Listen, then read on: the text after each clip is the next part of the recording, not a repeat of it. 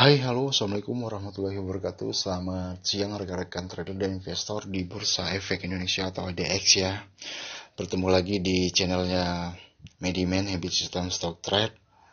Sebelumnya saya ucapkan terima kasih kepada rekan-rekan dan teman-teman trader investor sudah singgah di channelnya Mediman ini untuk sama-sama kita berbagi sharing ilmu, pengalaman, pembelajaran, dan edukasi ya. Untuk kita berinvestasi dan trade khususnya di pasar modal Indonesia ya. Oke, bertepatan pada hari ini tanggal 22 Januari 2021 ya, atau hari Minggu.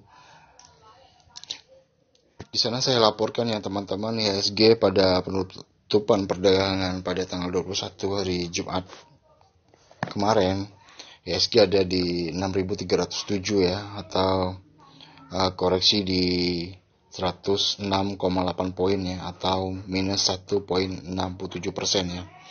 Lepas itu kita lihat ada bursa-bursa dunia juga rata-rata mengalami koreksi ya, dari bursa Asia sampai bursa global ya. Di sini yang menarik dari pantauan Habit System ada 3 emiten ya. Kenapa yang menarik? Karena dari IHSG yang koreksi, tapi 3 emiten ini ada akumulasi atau buyer yang cukup tinggi ya, yaitu emiten dengan kode CPIN atau Cokpop Indonesia, lepas itu ada JPFA atau Java Coffee Indonesia, dan selanjutnya ada Main ya, atau PT Malindo Feed Mill Indonesia ya. Oke, langsung aja teman-teman kita lihat CPIN ya, Cokpop Indonesia. Dengan last price CPN ini di 6.350 ya.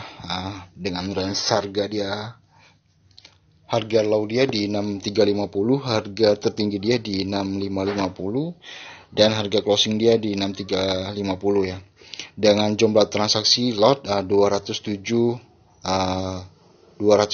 ribu ya. Lot dengan valuasi 132,6 miliar rupiah ya. Kita lihat down sumarinya, per tick harganya teman-teman bisa lihat sendiri. Oke teman-teman, kita lihat secara teknikal CPN ini ya. Oke teman-teman, di sana ada grafik minornya CPN ya, atau Cokpop Indonesia ya. Dia ditutup di harga 6.350 dengan titik tinggi 6.550 ya. Dari bentuk candlestick dia membentuk Gilverstone Doji ya. Gilverstone Doji dengan support dalam trend minornya ya. Saya lihat dari candlestick dan bentuk pola candlestick yang sudah terjadi ini, ada peluang juga di CPN ini ya, dengan syarat besok range harga perdagangan pada hari Senin itu untuk minggu depan dia tidak boleh di bawah 6.350 ya titik low-nya, dan titik tertingginya harus tembus di atas 6.550 ya. Dengan target terdekat kita yaitu untuk CPN ini di 7.050 ya. Di 7.050 titik terdekat kita bisa kalkulasikan ya teman-teman ya. Oke, kita kalkulasikan ya. Target kita 70.50 ya. Kita buy oke lah apabila dalam skenario kita dia bermain di range harga antara 6.350 sampai 6.550. Kita masuk, oke lah kita bisa masuk di 6.350 ya, dikurangi 6.350 ada 700 poin. Nah, target profit kita untuk persentasinya kita bagikan 6.350 dikali 100% ya teman-teman. Kita ada profit kita 11% ya, 11% dengan rasio loss yang kita harus tanggung 1-2% ya teman-teman. Oke, kita lihat lagi dari posisi fundamental ya untuk CPIN ya teman-teman. Oke teman-teman, di sana ada earning per share-nya untuk CPN ya, atau earning laba perusahaan dibagi per lembar sahamnya.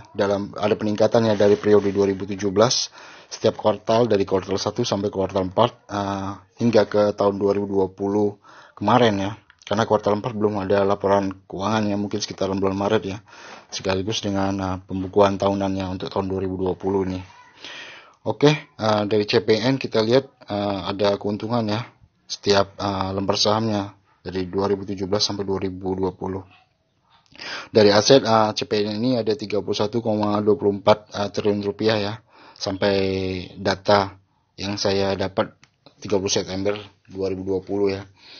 Lepas itu dia ada net profit 2,28 triliun ya. Dengan book value dia, nilai buku perusahaan ini yaitu 1343 kali. Jadi dia punya PBV dia 4,73 kali ya. Sudah cukup tinggi ya untuk CPI-nya dari book value dia. Dengan PER dia 34,24 kali.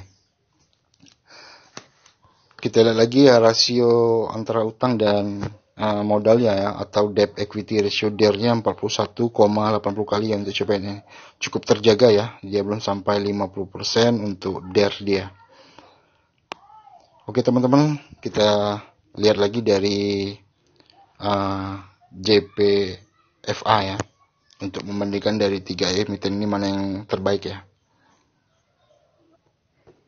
Oke teman-teman, di sana ada JPFA atau PT Java Coffee Indonesia ya, dengan range harga pada penutupan perdagangan hari Jumat kemarin tanggal 21 Januari 2021, dia titik terendah dia JPFA ini ada di 1520, titik tertinggi dia ada di 1625 ya, dengan closing di 1550. Total jumlah lot transaksi yang diperdagangkan yaitu sekitar 1,1 juta lot saham ya, dengan valuasi 178,7 miliar rupiah ya. Kita bisa lihat dari titik harga titik terendah 1520 sampai 1625 ya. Cukup tinggi lot transaksinya untuk JPFA ini ya. Oke, kita lihat lagi dari teknikalnya teman-teman untuk Java Coffee Indonesia ini. Oke teman-teman, untuk JPFA ini dari tren mayor tahunannya dia melakukan masih ada uptrend ya. Pas itu kita bisa lihat tren minornya untuk JPFA ini ya. JPFA ini dari tren minornya dia dari pola candlestick dia cukup bagus ya teman-teman. Ada peluang untuk kita entry ya di JPFA ini dengan volume yang cukup tinggi ya, sekitar 1,1 juta lot ya. Oke, dari JPFA ini kita boleh entry buy apabila JPFA ini dia masih main di range 1520 sampai 1625 ya, dengan target terdekat kita yaitu di 1750 ya teman-teman. 1750. Jadi kita kalkulasikan target terdekat kita dari JPFA ini ya 1750 ya teman-teman. Kita entry di misal di 1550 ya, ada 200 poin untuk cari persentase di 200 dibagi 1550 ya, dikali 100%. Jadi ada 12,9% ya teman-teman target profit dengan risiko loss 1-2% ya. Oke, secara fundamental kita lihat lagi dari JPFA ini. Oke teman-teman, di sana ada JPFA ya, dengan EPS-nya setiap tahun dari periode 2017 dari kuartal 1 sampai kuartal 4 sampai 2020 kemarin dia ada membukukan laba ya setiap lembar sahamnya ya. Dengan aset JPFA ini dia punya aset 26,8 triliun rupiah ya, dengan net profit dia 257 miliar rupiah. PBV dia untuk JPFA ini 910 ya. Jadi antara harga di pasar dengan nilai perusahaannya sendiri sudah meningkat dari JPFA ini, atau kita bisa lihat dari PBV dia, price book value dia 1,7 kali ya. Kalau dari lihat sisi fundamental perusahaan, JPFA ini sudah perusahaan yang besar ya. Saya kira 1,7 ini masih cukup murah untuk JPFA ini. Dia bisa main di 2 kali ya, 2,5 kali untuk price book value dia. Dari DER ini kita lihat ya, untuk JPFA ini cukup tinggi ya teman-teman, 144,6% ya untuk debt equity rasionya. Jadi antara total modal sama utang dia, rasio dia 144% ya.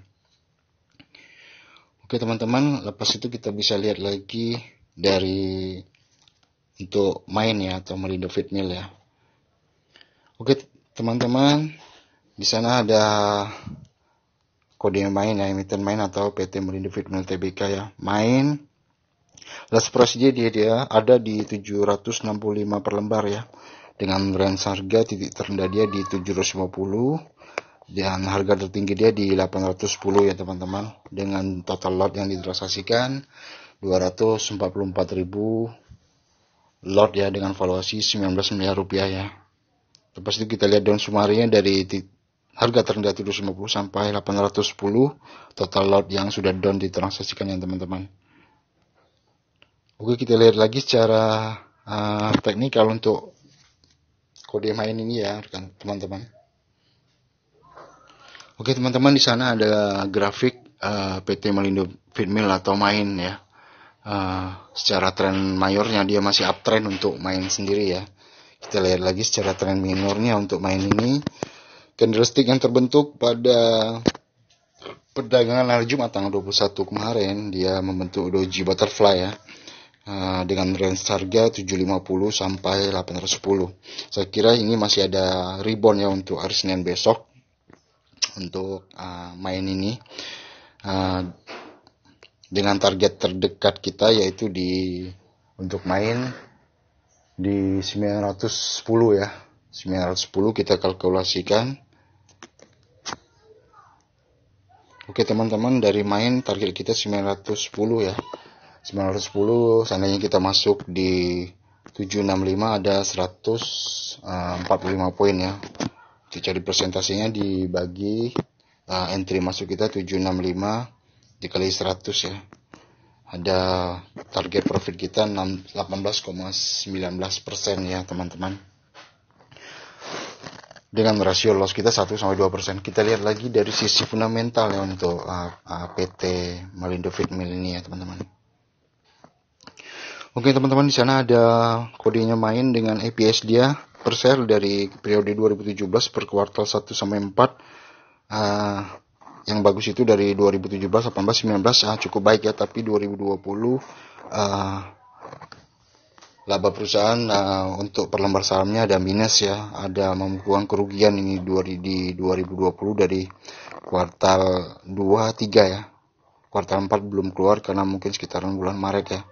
Plus laporan tahunan di tahun 2020 ini untuk PT Melindo Feedmill ini.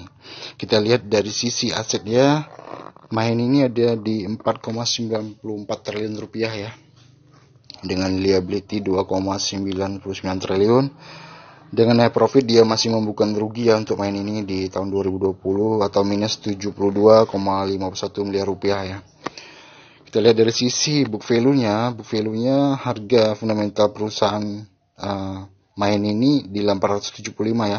Jadi antara harga di pasaran 765 dan harga book value dia masih cukup murah ya ini. Terlihat dari price book value dia 0,87 kali ya. Ini murah ini main. Cuman minus dia masih ada membukukan kerugian ya di tahun 2020 ini.